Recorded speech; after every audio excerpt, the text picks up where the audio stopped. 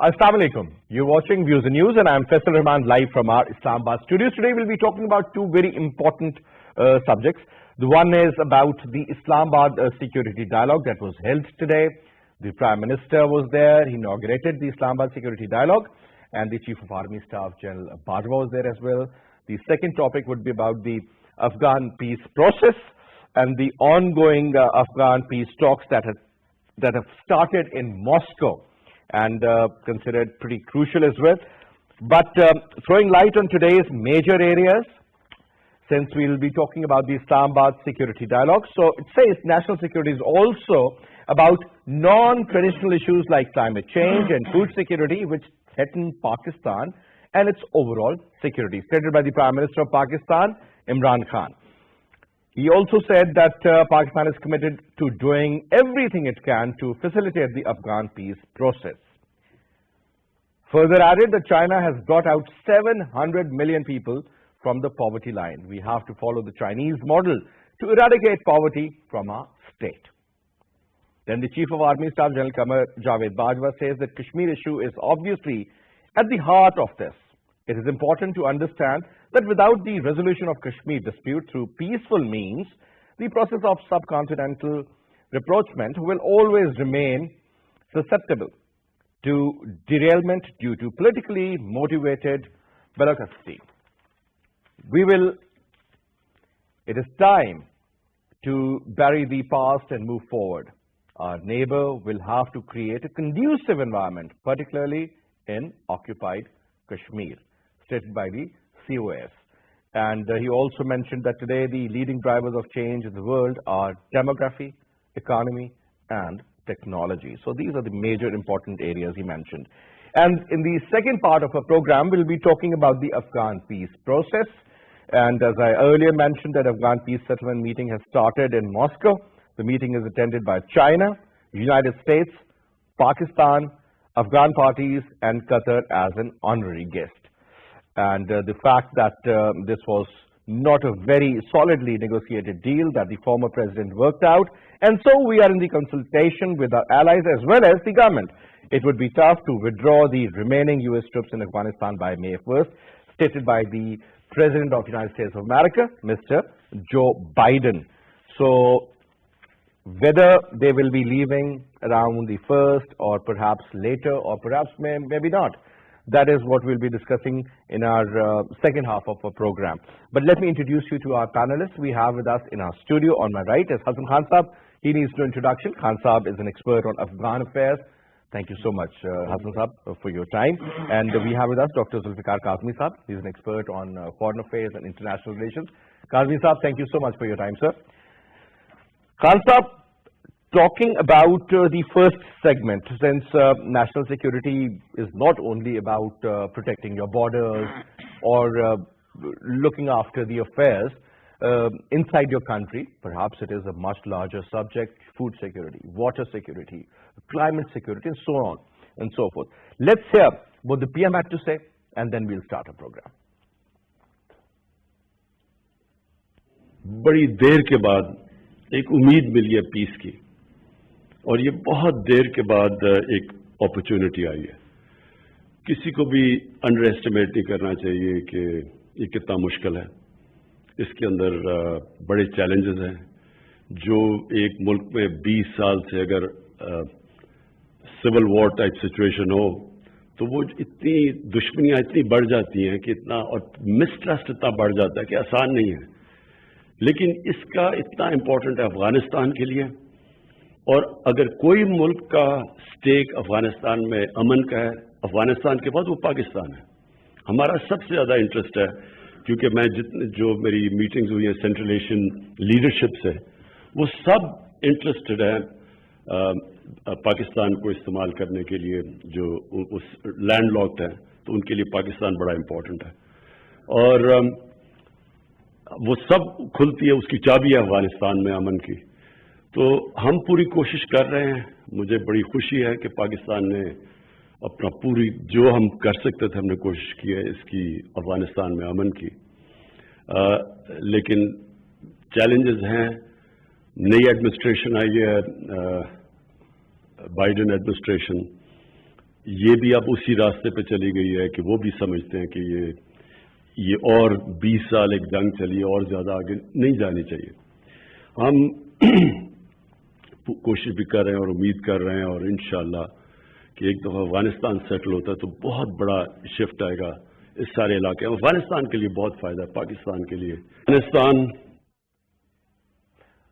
And this was the Prime Minister Imran Khan stating about the Afghan issue and saying that the key to peace is in Afghanistan. At the end of the day, it should be Afghan-led, Afghan-owned, and decisions should come out from there for a lasting peace process. And obviously, when we talk about the neighboring countries, whether you talk about the Central Asian countries, Iran, Pakistan, or even China, they're all worried about the peace in Afghanistan. As we all say, that Afghanistan is the heart of Asia, so if the heart is not functioning well, the whole body is eventually suffering. So there's another soundbite of the Chief of Army Staff, General Bajwa sahab. Let's hear what he has to say. Our robust role in current quest for peace in Afghanistan is proof of our goodwill and understanding of our global and moral obligations. Our close collaboration and crucial support for peace process has led us to the historic agreement between Taliban and US and paved the way for intra-Afghan dialogue. Moreover, beside offering our all-out support to Afghanistan peace process, we have also undertaken unprecedented steps to enhance Afghanistan's trade and connectivity by re-energizing Afghan-Pakistan transit trade agreement and also providing access to Afghanistan to export her goods to India. National security is multi-layered, outer layer being the exogenous factors of global and regional environment, and the inner layer being the endogenous factors of internal peace, stability, and developmental orientation. A nation at peace and a region in harmony are thus essential prerequisites for attainment of national security in the true spirit. No national leader of today can ignore these facts. I also firmly believe that no single nation in isolation can perceive and further its quest for security, as every single issue and security dilemma faced by today's world is intimately linked with global and regional dynamics. The unsettled disputes are dragging this region back to the swamps of poverty and underdevelopment. Pakistan has been one of the few countries which, despite the rising security challenges, has resisted the temptation of involving itself in an arms race. This is not an easy undertaking, especially once you live in a hostile and unstable neighborhood. But having said that, let me say profoundly that we are ready to improve our environment by resolving all our outstanding issues with our neighbors through dialogue in a dignified and peaceful manner. That was the Chief of Army Staff, General Bajwa, talking about the national security and its importance. Now, Hassan Khan sahab, one important area, since we talk about the national security and it has got so many aspects: water security, food security. National security means your external security, your internal security, climate, so and so forth. There's a long list. But let's talk about the actual, what we mean by the security. As even the Chief of Army Staff, prior to him, the Prime Minister also said that security is somehow or the other related as far as the region is concerned also. But when you will have a neighbor like Afghanistan, where there's nothing of the sort which we call stability, so things would be pretty difficult for the neighboring countries. He mentioned about the Central Asian states, that their heads of states and the concerned people are also very worried. China, Pakistan, Iran, so on and so forth. Now, sir, our national security and Afghan peace process, how closely are they linked? Thank you very much, Faisal. I think first, let me appreciate the government efforts of those who have organized this national security dialogue. Because unfortunately, most of the time, whenever I am doing my program, when I ask this question, do Pakistan have a national security documents, or do we have a national security policy? And I think you may agree with me. Remember, most of it was prepared in the National Defense University? Yeah, it was prepared, and I was referring to that. It was, but some national, the NECTA was also part of it. But later on, when one go through that documents, I think most of it were cut and paste things, unfortunately, because I have been through those documents prepared by the NECTA with the collaboration of other departments.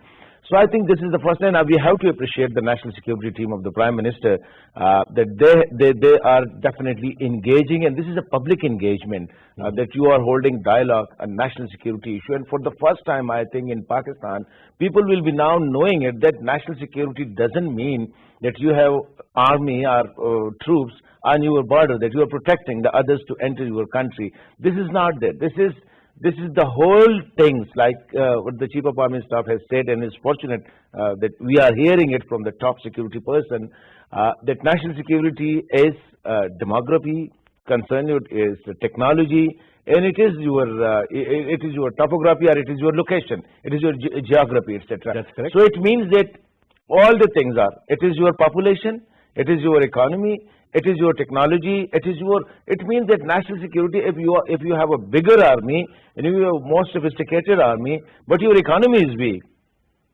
if your population is not that to hold it, etc. If your population, if your geography is exactly linked with your, so all the things are, I think, linked with it.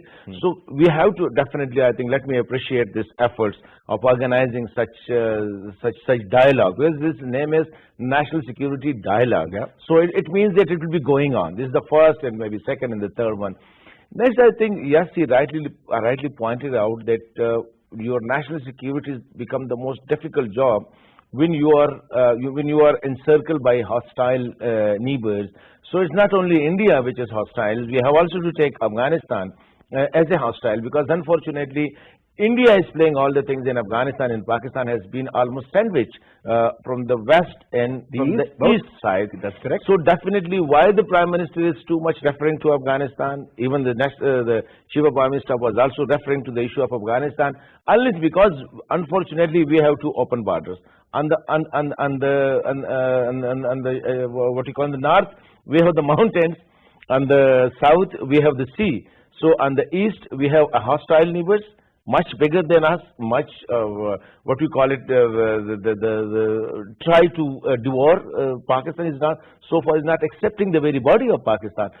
On the west, we have Afghanistan for the last, I think, for most of Pakistan, since Pakistan's birth. Unfortunately, we haven't enjoyed good relation with Afghanistan. Then maybe for the patches and for the parts of the time, but historically, since 1947, it is for more than 40 years now, it is in a state of war, it is in a state of internal conflict, etc.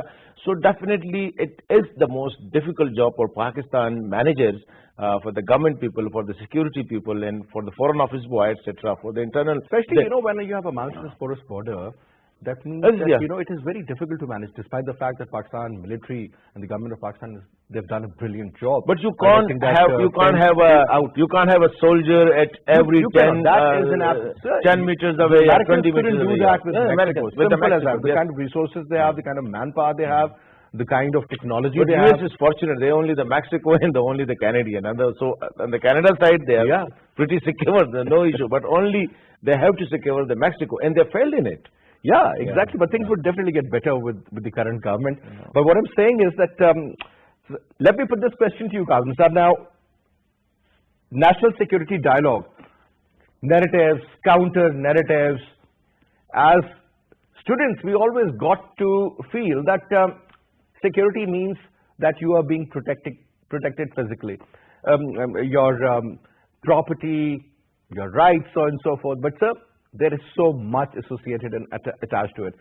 Now we understand that why water or the river flow is important, why climate change is a threat, what sort of practices we need to adopt and undertake in order to see the future. You talk about the internal security. I think Pakistan has done a brilliant job. The way Pakistan was in the line of fire, I think we have done a fantastic job on that front. You talk about the external security, talk about LOC, you talk about the violations from the western border, so on and so forth.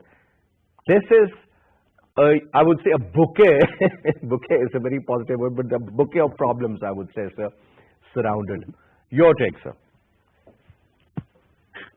Faisal Rehman, sir, and I would like to say that what Prime Minister and Chief of Army Staff have said, actually they have outlined the security dialogue meeting.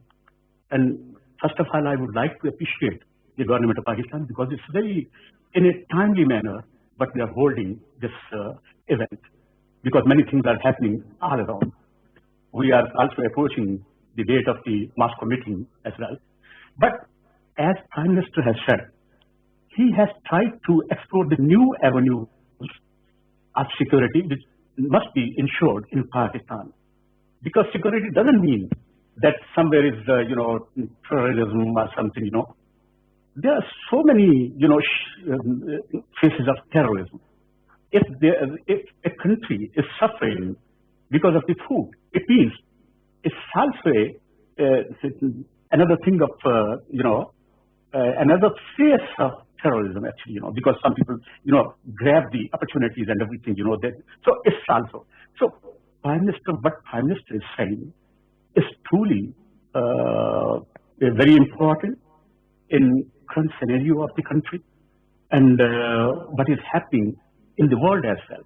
Food security, he wants to ensure that people should not go, without food. And without food means that every shipment should have a security of food. So this is number one. I think it's very important, and the Prime Minister's remarks must be heard. And what Chief of Army Staff has said is also something that we need to learn from the past, because Pakistan basically has agro-based, economy. We have not given much attention to our, this industry as well. And because most of the time, because in country you have seen and everyone know that many people say that food, shortage of food or something, but it's agro-based industry. So Prime Minister is focusing very rightly, that what he's saying, that's food security. Then he is talking about the climate change. The climate, because the world is suffering because of many reasons, and the major reason is climate. And if we see that where Pakistan is located, Pakistan has such a beautiful, landscape, but somewhere most difficult landscape is in Pakistan, in Genera, Pakistan, in other areas. So these are the things that we need to talk about security, national security in different manners, in different perspectives. And I think that Prime Minister and the Chief of Army Staff would like to know from the experts in the meeting, and they should, come forward with the proposals, with the new things, because at this point, people have, all the ideas and what they had heard through elections, through politics or something, But security doesn't mean that we have some regional issues or something, Definitely Prime Minister has discussed, and Chief of Army Staff also discussed about those ones. These are important issues, but the avenues they have explored and they are talking about, these are truly very important, and Pakistan could get help. Otherwise, what is happening in our neighbor country, that's a farmers' movement. What it means that food security was not ensured. And Pakistan, alhamdulillah, we are not facing that kind of problem. But meanwhile, I think when the Prime Minister is saying that the security dialogue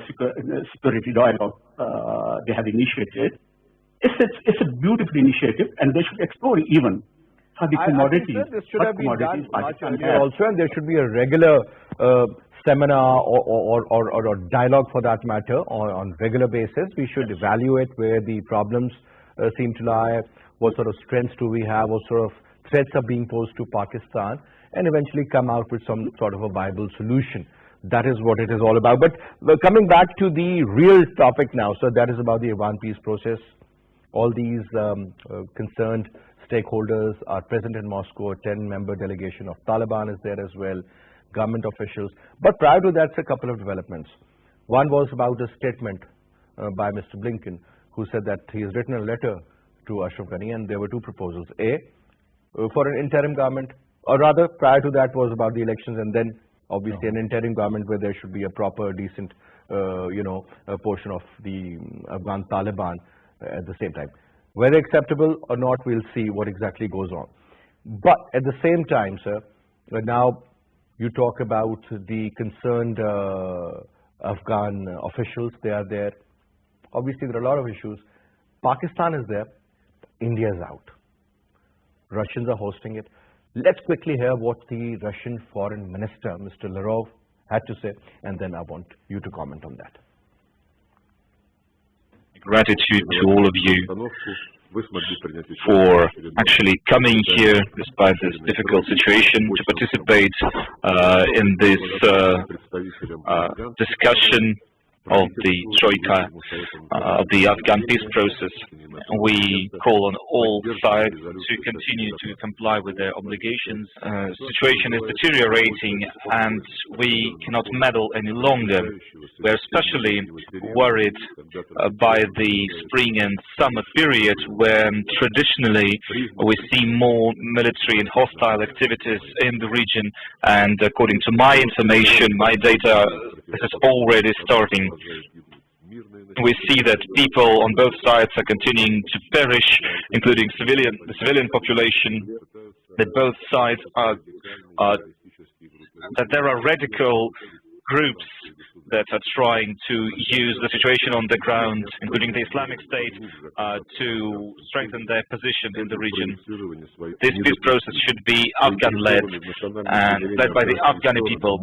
No outside interference should be allowed, and it is only through diplomatic peace process, negotiations and compromise that peace can be achieved.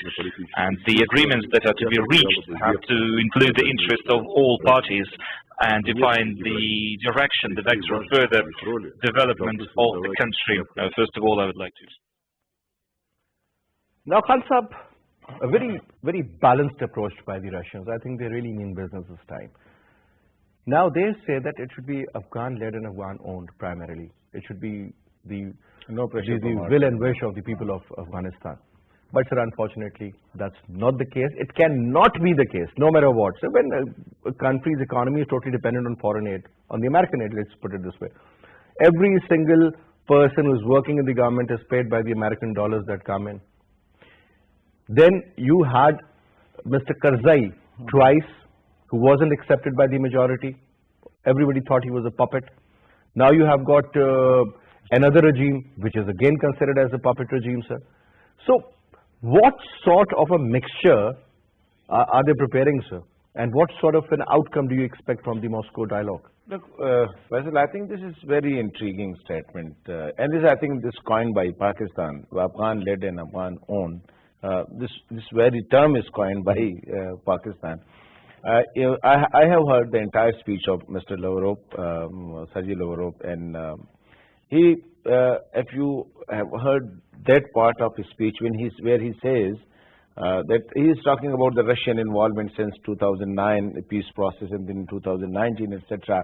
And he said that Doha process, where Afghans are talking, post the US Taliban agreement, unfortunately, that talks failed to deliver positives. And insurgency in Afghanistan, the violence in Afghanistan has increased manifold, and drugs trafficking, etc., the terrorist group, etc., as he referred to the Islamic State.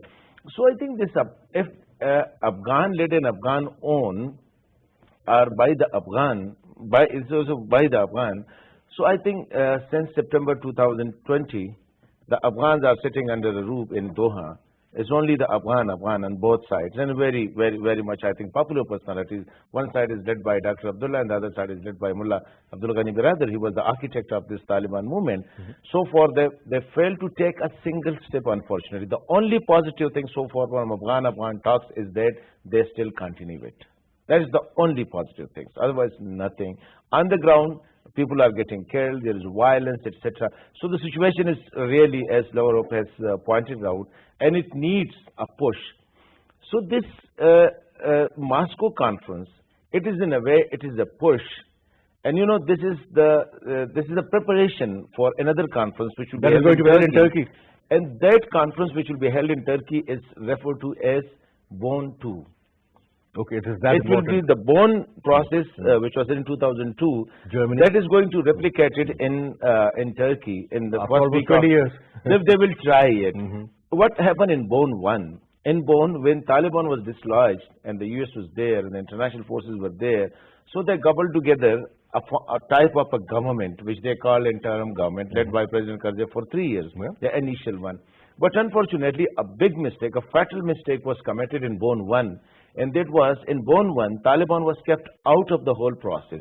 Though some voices suggested them that include them in the talks, and they will be agree over a small adjustment. But the US and the other forces say no, they are. But they were totally sidelined. They were not given any government. Nothing good, and even they were chased. They were chased and they were chased, I think. So now in Bonn 2, because they look May 1st is the deadline for American troops to leave and international troops to. It is coming at I think at a light speed. You have only 1 month now, so you have to take a decision. Biden is in a Biden still seems to be pretty confused whether to or not. He's in a catch-22 situation. Whether to leave, whether to not, to be or not to be. It's exactly that situation is there. Look at Biden's statement. He didn't say that we are not leaving. He said leaving Afghanistan by May 1st is a tough decision. It is going to be very tough. The other day his statement was it is possible but difficult.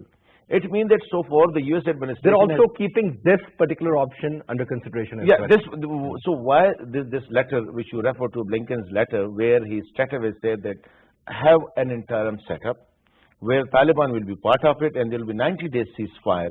So the next day Moscow support that interim setup. Moscow I think that's a very viable solution. Yeah, Moscow say that we support it, Pakistan is supporting it, Iran is supporting it. Afghanistan government is not. Afghanistan, unfortunately, the President Karzai supported it. Look at the Afghan government.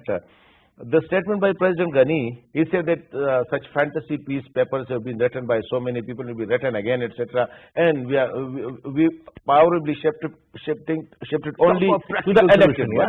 There was a statement from Vice President Amrullah Saleh, but there was a statement from Abdullah and Hanif Atmar. Hanif Atmar is heading his foreign office. He is a foreign minister. He, in a way, welcomed it, the proposal, that we can talk about it. Dr. Abdullah said that we can talk about it. Nothing is off the table. President Keep all the possibilities so on there table. is this thing. Only 2%.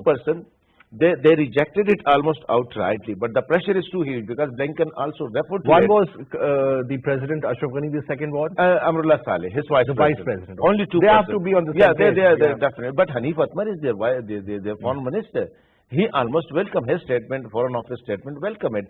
But the problem is that, look, Blinken also referred to it, that, look, in case on May 1st, the American troops leave Afghanistan, so we fear that Taliban will take are over. Capable to take over the major cities, there are reports, Kabul, Hassan Khan, that the Taliban, they have geared up so well for the spring offensive that if something goes against their will or the Russian foreign minister statement, he said that spring and summer offensive, and we believe it has already started. Yeah.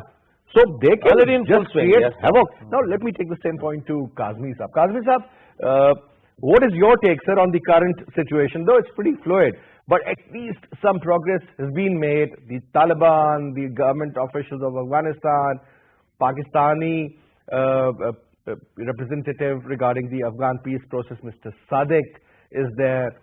A lot has been happening. Russia is hosting it. So how do you see this equation? Do you think time to sort of solve it, or it needs more time, sir? First of all, I would like to say that what Hansa was saying is absolutely, right. But I would like to add one thing, and what is that? During Donald Trump time, even in the last days, they were agreed they will not be able to meet the deadline to pull out the U.S. Army from Afghanistan. So this is because, as our President Joe Biden has said, and he was talking to the media very seriously, and he was thinking, and he was giving a perspective that what America can do better in future. Basically, he said that deal with for the pullout from Afghanistan, it was not solidly, blended, something, talked about. So I think that America is heading towards new strategic dialogue, as we had earlier, almost 5-6 years back, and as we have seen many initiatives before, meeting the deadline, and definitely it will be very tough and hard to say whether they will be able to do it. No, it's not possible, because Joe Biden has said, and Khalil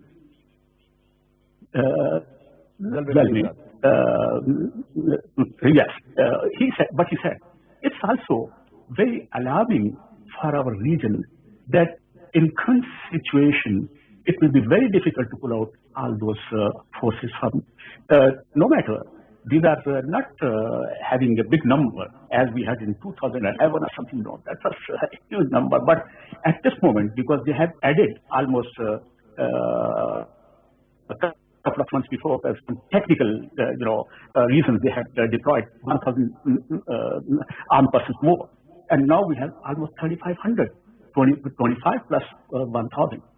But it's not a matter of numbers. Actually, America wants to make sure that if they will be leaving, what will be happening in the region. And Pakistan is emphasizing on America and Afghanistan that what should be a right plan at a right time. And Pakistan is supporting all those efforts at international levels. And wherever something is happening, because Pakistan thinks that Afghan peace is a piece of Pakistan, piece of freedom.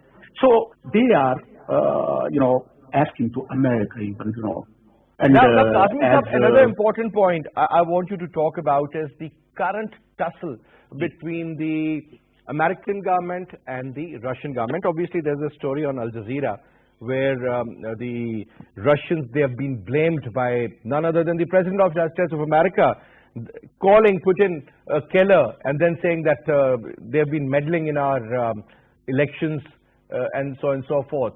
Whereas now the Russians are also issuing strict statements. So don't you think, sir, this kind of an exchange of words or tweets, or for that matter, statements perhaps can lead to an absolute derailment of the Afghan process, and rather they would start their own Cold War? I think that has already started. I think these are the conflicting interests of both parties. I mean, when we talk about U.S. and Russia, so they have definitely a gap of methodology. They don't like to see each other for in the same page. No, because Russia always blamed to America, and America always blamed to. That's how they are sabotaging all those efforts. But basically, I think that now, when the Moscow conference will be, taking place, it will be very important that they should come to the table in a serious manner. Because if Russia wants to see the peace in that region, and specifically in Afghanistan, then they should have to see that they should not politicize this issue. And during Cold War and all those eras, but we have seen these are all conflicting ideas. But if they like to see a permanent security solution in that area, then they should think about that how these two powers, meaning America and Russia, could handle that situation, which could favor to that region. So basically, Pakistan and Afghanistan have to think about, and other parties who they are, participating as an observer. I think they could be coming with some solid suggestions as well. All right, Khalil, I'll just get back to you on that, sir. Now, Khan Sahab, a couple of points, sir. When you talk about the real issues in Afghanistan, sir, number one, lack of trust among various factions within the Afghan society. Warlords, Taliban, current government, Pashtuns versus Uzbeks, Uzbeks versus Tajiks, and so on and so on. You exactly know the kind of equation to have. Now, sir, another reality is that the Afghan government is the most corrupt government That's another fact.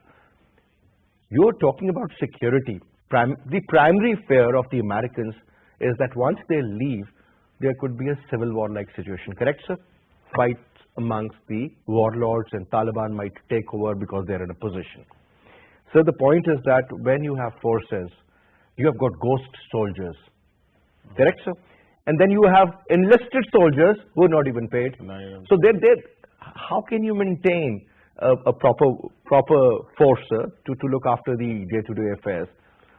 So there seems to be an absolute problem within the Afghan society, within the Afghan government, within the people who are the major decision makers there, sir. Because a foreigner would look at it from a different prism.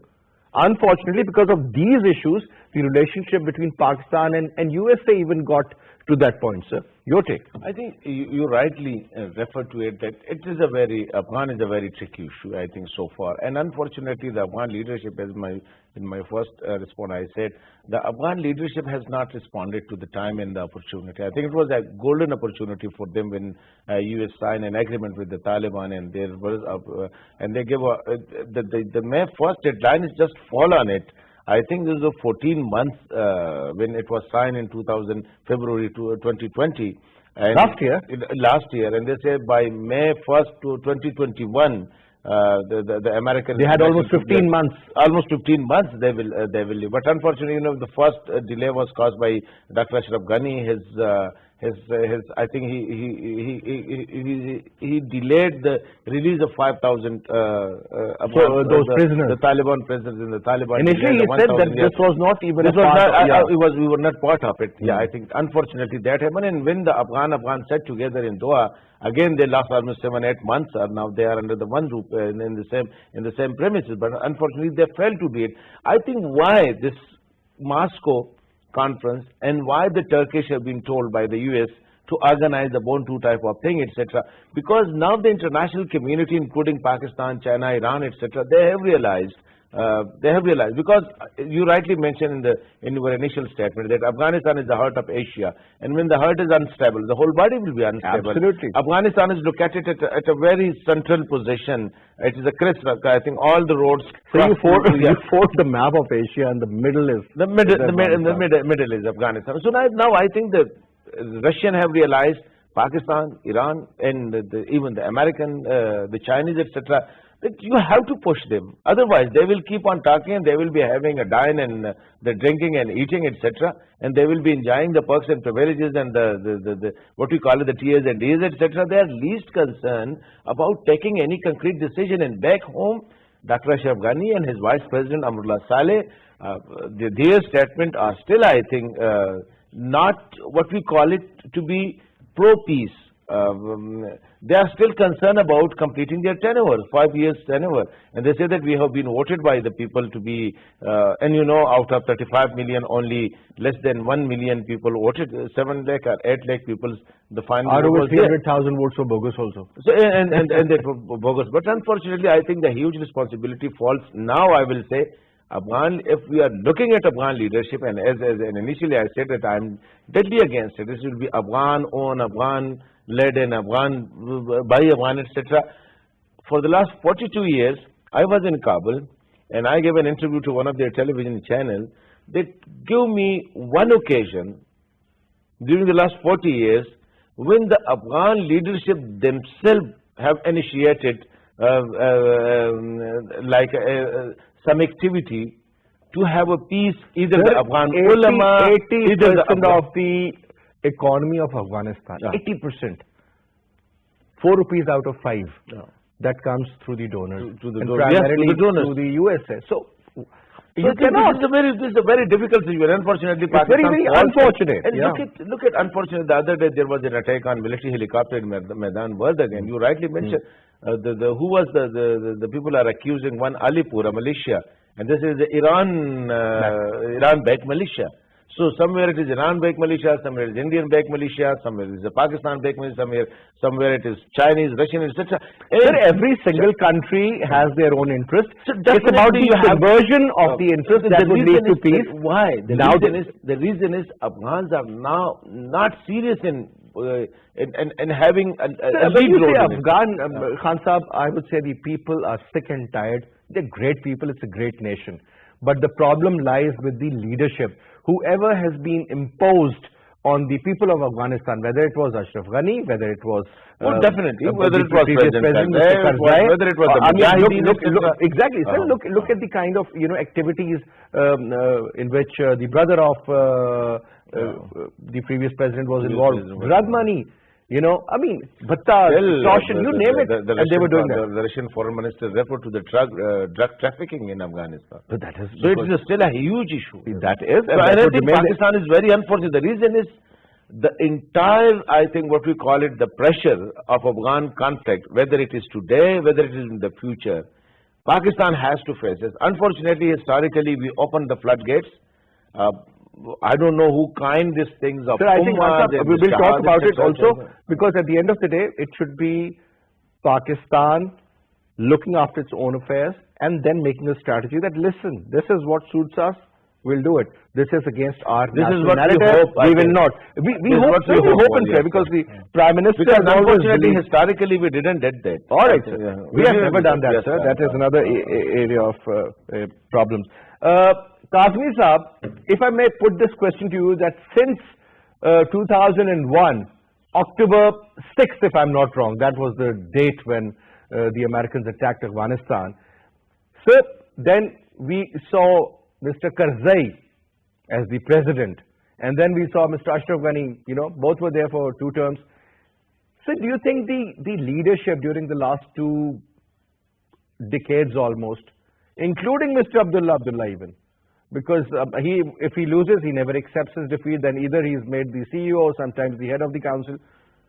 Do you think that these people are the part of the solution or a major part of the problem? Kazmi Saab?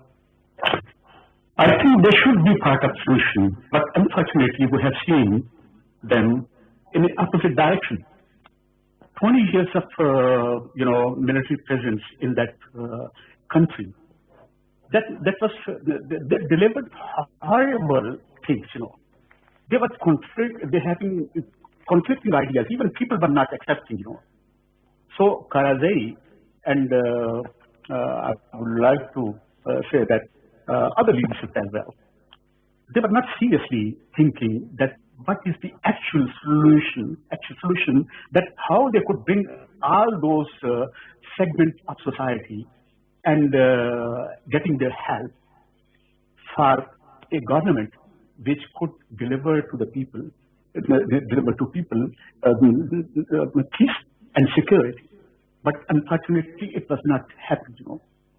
Definitely, as you said, and I would like to refer even Prime Minister's one sentence, what he said today, that all the keys of peace are holding Afghan people and Afghanistan. So peace and security related to Afghanistan and its leadership.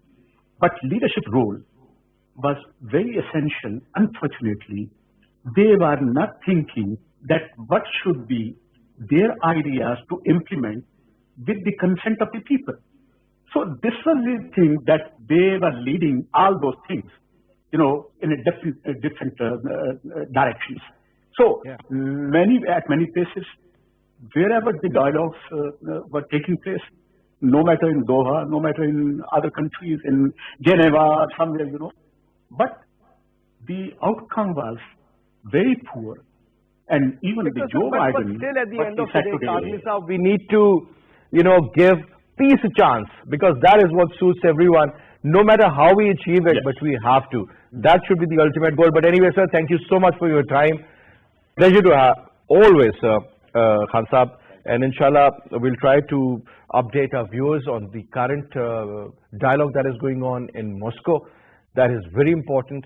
And let's see how solutions and remedies are generated, provided it is accepted to all the stakeholders in Afghanistan. Anyway, I'll see you tomorrow at 8. Till then, you take good care. Khuda Hafiz.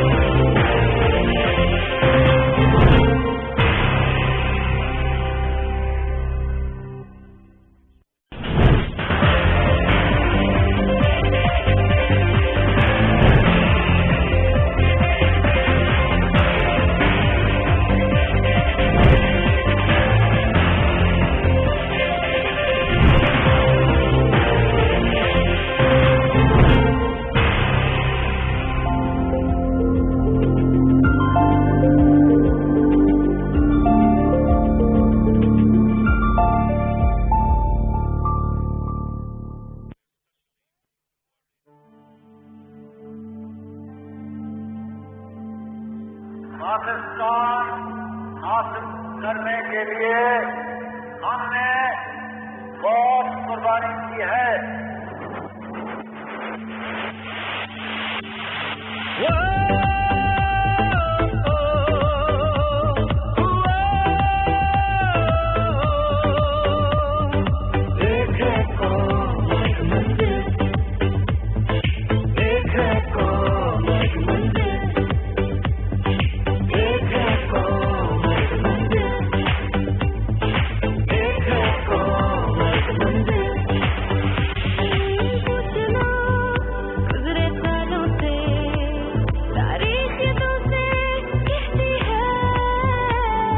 Pakistani ठान ले जब मुश्किल मुश्किल कब रहती है, एक है कौम और एक मंजिल, एक है कौम और एक मंजिल, वो धड़कन धड़कन सबसे ये दिल,